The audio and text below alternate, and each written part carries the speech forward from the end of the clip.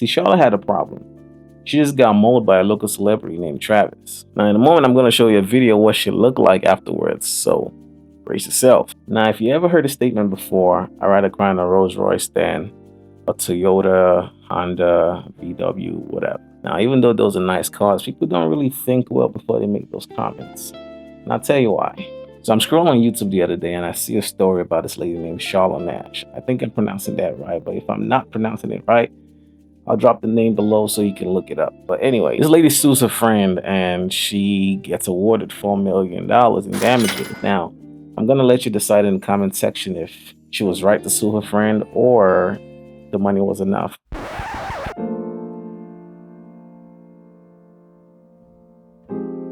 See, Travis is a 5 foot, 200-pound chimp that had been purchased by a family as a baby. Travis was well trained over time. And at some point, he was so smart that he was able to brush his teeth by himself, use keys to unlock doors, and in fact, he was able to log into the family's computer and get on the gram when he wanted to.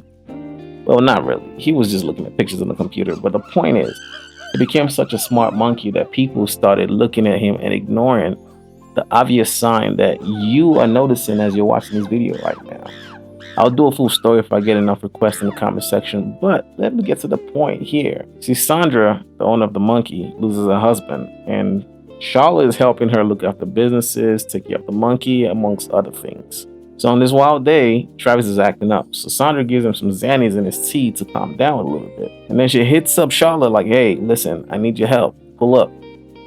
Charlotte pulls up because that's part of what she's been doing. She's been helping Sandra out since her husband died. Need I say, Sandra is up there in age. Charlotte is not a spring chicken herself, but she's able to help out with little things, especially taking care of Travis. So to be very clear, Travis knows Charlotte, known her for years. So Charlotte shows up and she goes and grabs his favorite dog, which is an Elmo dog, right? Trying to calm him down a little bit. But today is not the day. So needless to say, Travis is going through a lot. He just lost his dad. He's grieving his dad. He got sexual frustrations because, again, he's living with humans and he's not doing what monkeys do. He's not doing what chimps do. If anything about monkeys is that they be fucking. And as a grown-ass chimp, Travis has a lot of sexual frustrations and he's living with humans, so he's unable to satisfy them. So that might have been it. Or it just might have been the fact that he was just off the Xannies. He was sauced up. You know what I mean? It's hard to tell what happened that day, but it goes without saying that Travis just wanted to do chimp stuff. He was a grown-ass chimp living in a whole house. And he was like, you know what? Forget all this vanilla-ish.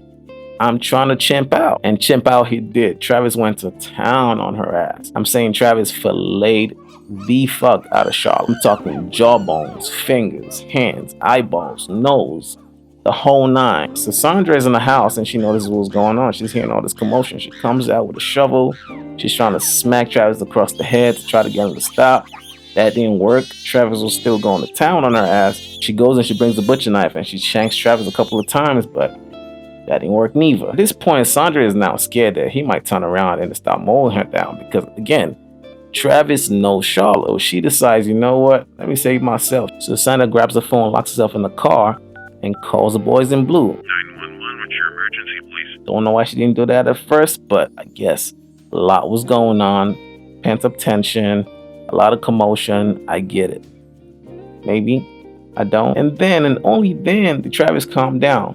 But here's the thing. Remember I said Travis was super smart. As soon as the cops pull up, Travis goes and tries to open the door. He tries the driver's side. It didn't quite work out. As he goes and tries to open the door, the passenger side, it actually opens.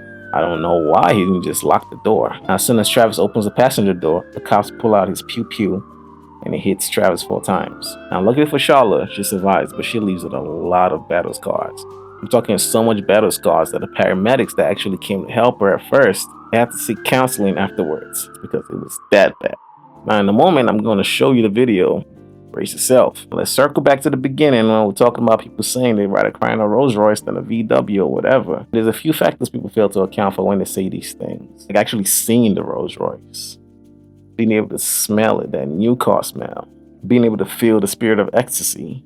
You know, she can't do none of that because she lost her nose, lost her fingers. In fact, she lost both her hands with the exception of one finger. She lost her sight. She can't see it. So imagine you have all of that money but you can't experience none of this other things, right? People like Charla who get awarded this large amount of money, even after all the medical expenses, they might still be able to buy a few things for themselves, but they can't see it, they can't feel it, they can't smell it. Those things are the little things that we ignore now because it's just thinkless. And that is the moral of the story. The moral of the story is be careful what you wish for. And when you're sending those prayer points up to God, be very, very specific because ain't no going back when your wishes get granted, right? Think about it. Warning about the video we're about to show you. It may be upsetting to some viewers. A chimp attack back in February ripped off part of a woman's face, and on today's Oprah Winfrey show, Charla Nash revealed some of the damage. You could take the hat off. Oh, the hat comes off. Yep. Okay. All right. All right. So the veil is lifted. Many people around the world wanted